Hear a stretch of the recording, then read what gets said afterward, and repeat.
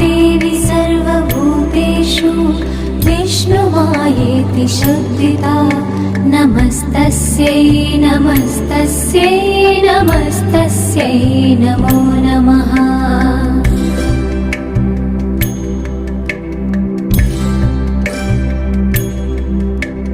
या देवी सर्वभूतेषु चेतनेत्यभिधीयते नमस्तस्यै नमस्तस्यै नमस्तस्यै नमो नमः।